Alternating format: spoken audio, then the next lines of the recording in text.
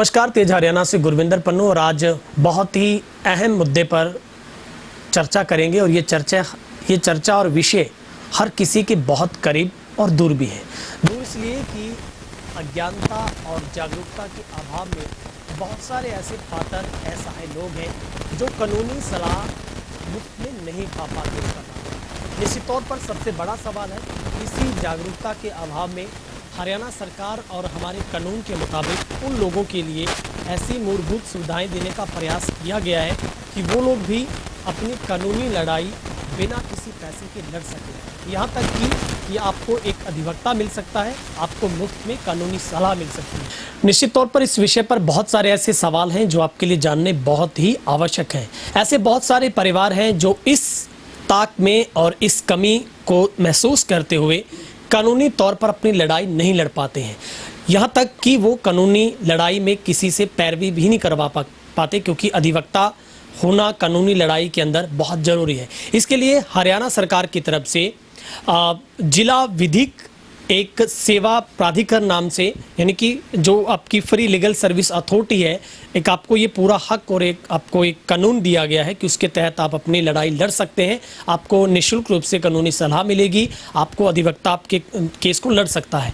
लेकिन बहुत सारे सवाल इसमें मेरे मन में हैं। उन सब सवालों को दूर करने के लिए मेरे साथ मेरे बहुत ही खास मेहमान डबवाली के सिविल कोर्ट से आदरणीय दयाराम जी जोइया एडवोकेट साहब मेरे साथ हैं और हम उनसे चर्चा करेंगे। उन तमाम सवालों के मैं जवाब जानने की कोशिश करूंगा जो एक हर उस इंसान के दिमाग में है, खास करके उन परिवारों के जो लोग कानूनी लड़ाई में बिना पैसे के अभाव में वो अपनी लड़ाई या फिर अपना अधिकार है वो नहीं ले पाते हैं। सबसे पहले जोइया साहब, आपका तेज हरियाणा वेब चैनल पर बहुत बहुत स्वागत है। बहुत बहुत धन्यवाद तेज हरियाणा का।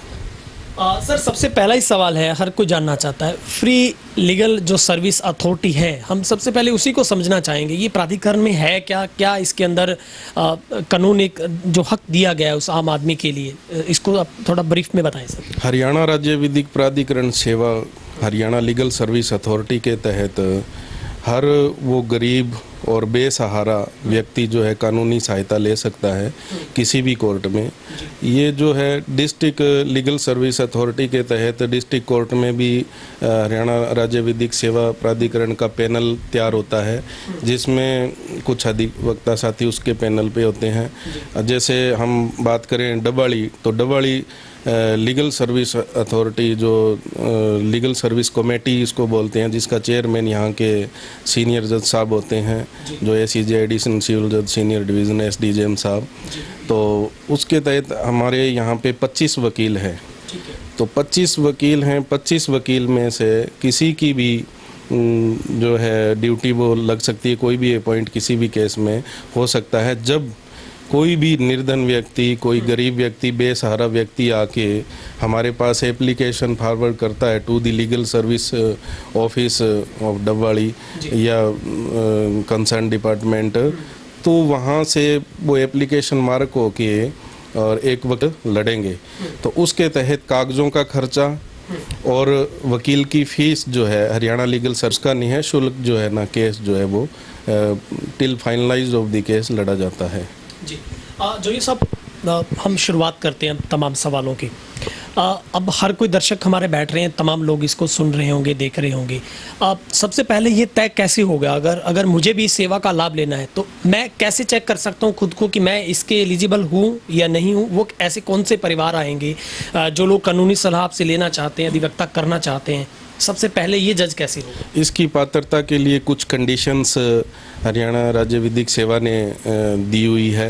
वो कंडीशंस ये है भी जो भी परिवार, जो भी व्यक्ति इस कोर्ट में आता है और फ्री लीगल एड सेवा के तहत वकील अपॉइंट करता है, तो उसकी पात्रता को मद्देनज़र रखते हुए 3 लाख तक या 3 लाख से कम आय जो है सालाना होनी चाहिए। 3 लाख या 3 लाख से कम।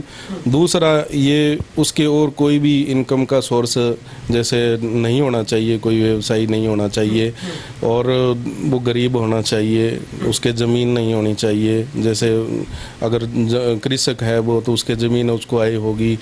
तो और जैसे महिला है तो महिला के लिए भी ये प्रावधान दिए गए हैं, चाहे महिला सर्विस में हो, चाहे महिला की कितनी भी इनकम हो, लेकिन महिला जो है फ्री लीगल एड सर्विस के तहत अपना वकील अपॉइंट कर सकती है। उसकी इनकम का कोई क्राइटेरिया नहीं रखा गया है।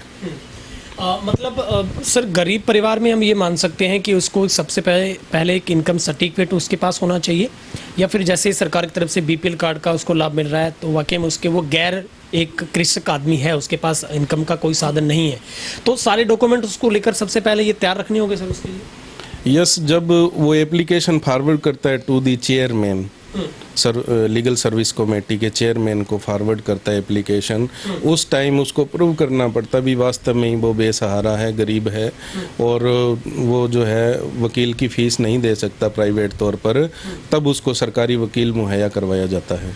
और उसको एफिडेविट हो गए, इनकम सर्टिफिकेट हो गया, या फिर बीपीएल कार्ड हो गया, या anything else relating to poverty, जो भी है वो उसको प्रूव करना पड़ता है। उसके बाद यानी कि वो केस जो है उसको उस केस के तहत वकील अपॉइंट कर दिया जाता है। अब जो ये सब हम उस सवाल की तरफ बढ़ते हैं, मान लीजिए ये सब चीज़ें उसने अपने प्रोवाइड वो करवाता है, ये तमाम चीज़ें उसको शो करनी है, मगर वक्त इसके लिए कितना लगेगा, कैसे ये पूरी स्टेज चलेगी? मान लीजिए अगर आज से कोई व्यक्ति शुरुआत करता है, वो सारे डॉक्यूमेंट तैयार करके उसको किसके पास पहुंचना है और कब तक ये तय होगा कि उसको वकील अपॉइंट उसके लिए हो गया? ये कितना प्रोसेस है? इसको बाधे भी इसमें प्रोसेस में? इसमें हर कोर्ट के अंदर लीगल एड सर्विस कमेटी के तहत एक दफ्तर होता है, जिसमें लीगल एड जो अटेंडेंट होता है, अटेंडेंट के पास वो जाता है भी मेरे को फ्री लीगल एड के तहत वकील चाहिए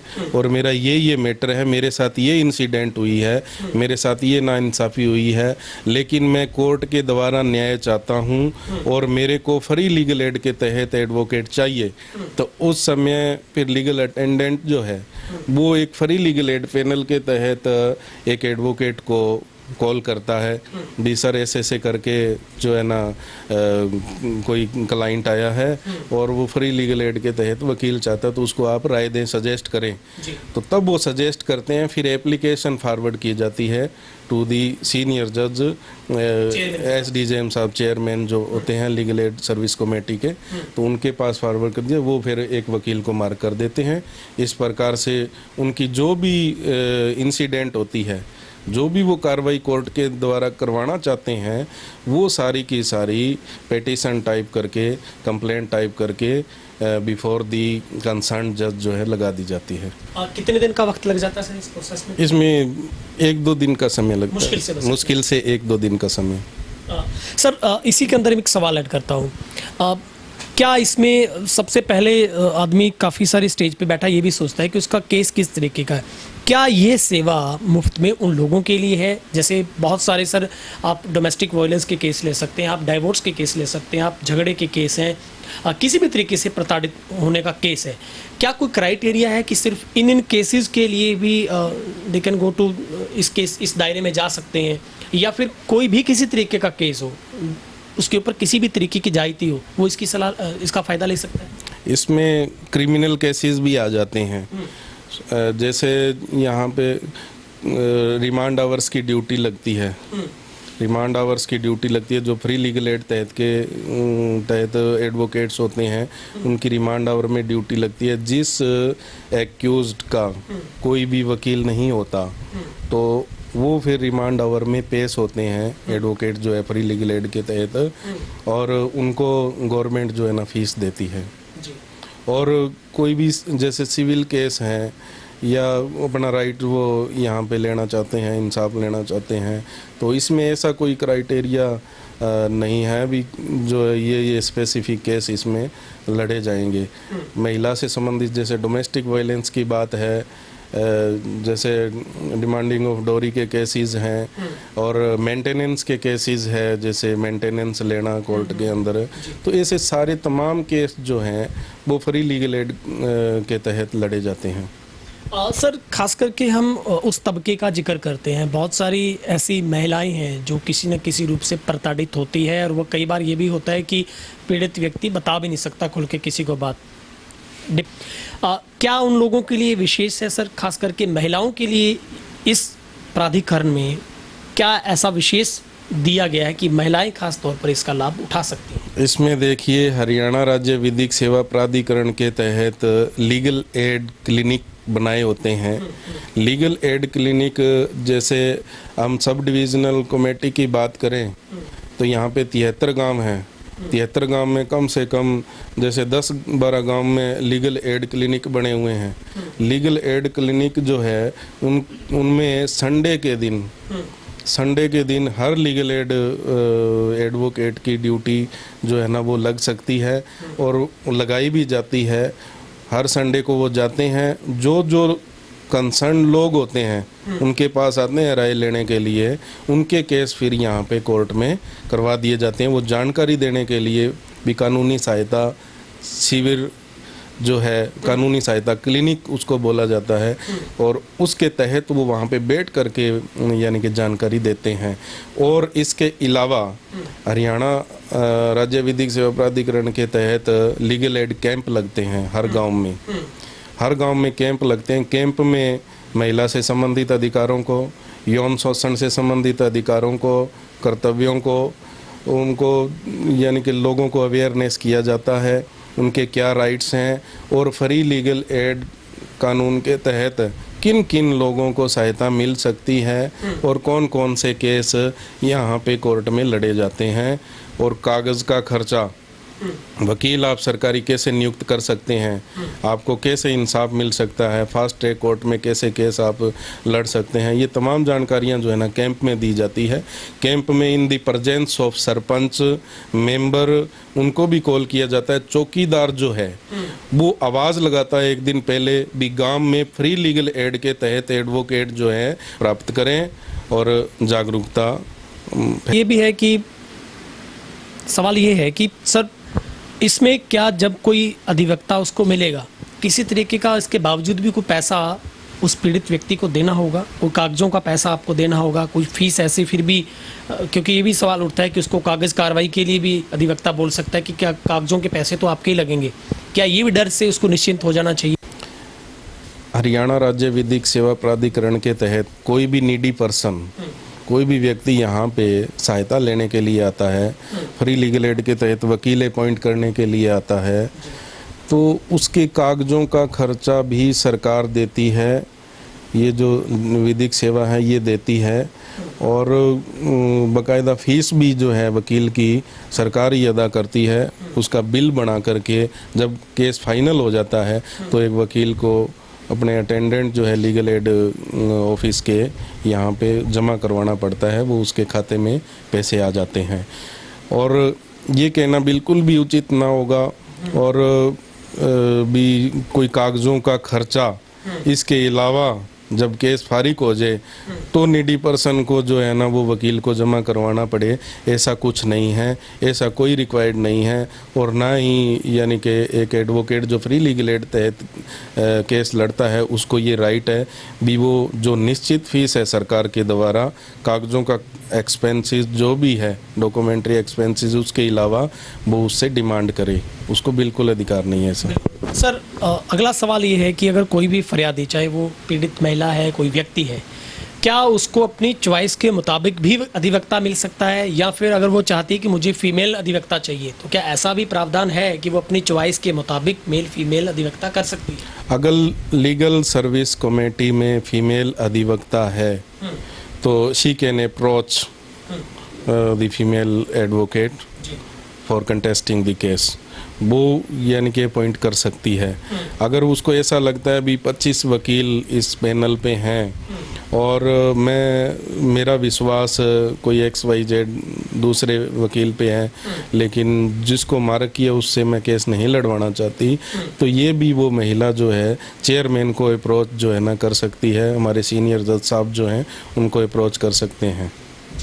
सर अब मैं जो सवाल पूछ रहा हूँ बहुत ही महत्वपूर्ण सवाल है। एक बात जहन में ज़रूर आती है, कहीं ना कहीं मानसिकता को लेकर कह लीजिए आप, या फिर ये हर आदमी इस तरीके से, हर नहीं तो कोई ना कोई सोचता है।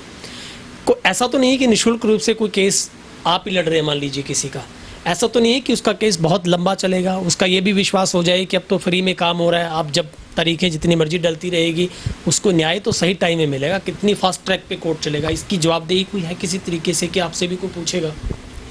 ऐसा है जी, डिस्ट्रिक्ट लीगल सर्विस अथॉरिटी हैं, उसके चेयरमैन हमारे सेशन जज साहब होते हैं और सेक्रेटरी जो है सीजेएम साहब होते हैं, चीफ जुडिशियल मजिस्ट्रेट। तो चीफ जुडिशियल मजिस्ट्रेट हैं, वो भी हर कोर्ट में जा कर के रिपोर्ट ले सकते हैं, इंस्पेक्ट कर सकते हैं और हमें हर स्टेज की रिपोर्ट जो है वो जो लीगल एड ऑफिस हमारा जो कोर्ट के अंदर होता है उसमें जा कर के हमें देनी होती है भी किस स्टेज पे केस चल रहा है। सपोज कीजिए आज एविडेंस पे केस हैं, तो एविडेंस किसी तरीके से अगर नहीं होती या होती है, कितनी हुई है वो भी रिपोर्ट देनी पड़ेगी। अगर नहीं हुई है तो उस एवज में भी हमें उसका रिप्लाई करना पड़ेगा भी एविडेंस किस कारण से एडजर्न हो गई, किस कारण से जो है ना हम ना करवा पाए। तो ये तमाम जो रिपोर्ट है वो जो है हमारी जो हायर अथॉरिटी है हरियाणा लीगल सर्विस अथॉरिटी, वो भी सेशन जज से लेती है, जो डिस्ट्रिक्ट लीगल सर्विस अथॉरिटी है। और जो पूरे हरियाणा राज्य विधिक सेवा प्राधिकरण की बात करें, वहाँ पे पूरे राज्य में क्या मुहिम चलाई गई इसके तहत उसकी supervisor authority national legal service authority है, जिसका चीफ सुप्रीम कोर्ट का जज होता है, जस्टिस। और यहाँ जैसे हरियाणा राज्य विधिक सेवा की बात करें तो इसका जो chief justice Punjab and Haryana high court है, तो उसका स्टेट का जो हाई कोर्ट का जो चीफ जस्टिस होता है वो सुपरवाइजरी अथॉरिटी होती है। सर एक सवाल हो रहा है, मान लीजिए अधिवक्ता मुफ्त कानूनी सलाह के तहत उसको अधिवक्ता मिला और वो कानून में अपना मतलब वो लड़ाई लड़ी जा रही कोर्ट के अंदर, मगर 1 साल के अंदर 6 महीने के अंदर पीड़ित उस फरियादी व्यक्ति को ये लगता है कि मेरा वकील अब सही ट्रैक पे नहीं जा रहा है, मुझे नहीं लग रहा कि मेरे वकील उस तरीके से जस्टिफाई कर पा रहा है, मेरे एविडेंस को तमाम तरीके से निकाल पा रहा है। क्या वो चाहता है बदलाव उस वक्त भी वकील अधिवक्ता को चेंज कर सकता है? उसको कहाँ पे एप्लीकेशन देनी होगी कि मुझे इस वकील से नहीं, अब मुझे इस वकील से अपना केस आगे फॉलो करना है? बिल्कुल वो अपना वकील चेंज कर सकता है। अगर किसी को ऐसा लगता है भी मेरा वकील जो है जस्टिस में डिले जानबूझ के कर रहा है, जानबूझ के आगे तरीके पे तारीख ले रहा है, तो उसमें फिर वो जज को एप्लीकेशन लगा सकता है for change the advocate. Sir एक सवाल अगला है मेरा, किस वर्ग के लोग इसका फ़ायदा उठा सकते हैं? क्या पर्टिकुलर कोई ऐसी कैटेगरी भी निर्धारित की गई है कि सिर्फ इसी कैटेगरी की, या फिर उनको मना भी किया जा सकता है? अगर कोई फरियादी आता है उसको कोई मना कर सकता है कि आपका केस आप कानूनी सलाह नहीं ले सकते, आपको मुफ्त में अधिवक्ता नहीं मिलेगा, ऐसा भी कोई प्रावधान है या फिर उसके लिए भी कोई अलग से क्राइटेरिया है? इसमें ऐसा जी जो प्रेफरेंस है, जो प्राथमिकता है वो शेड्यूल कास्ट, शेड्यूल ट्राइब्स और बैकवर्ड क्लासेस जो यानी इकोनॉमिकली जो डाउन है, और जैसे क्राइटेरिया मैं पहले बता चुका हूँ, 3 लाख या 3 लाख से कम आय जिनकी है वो हर व्यक्ति इसकी सहायता ले सकता है, चाहे वो किसी वर्ग से संबंधित हो। इसमें वैसे कोई सेक्शन जो है जाति निर्धारित नहीं है, अभी इसी जाति के केवल पात्र होंगे इसमें। इसीलिए जो है हरियाणा राज्य विधिक सेवा करें या नेशनल लीगल सर्विस अथॉरिटी, उन्होंने एक क्राइटेरिया जो इनकम वाला है 3 लाख या 3 लाख से ज़्यादा जिसकी कम है जो इनकम, वो इसकी सहायता ले सकता है, चाहे वो किसी वर्ग से संबंधित हो। सर मेरे आखिरी 1-2 सवाल है।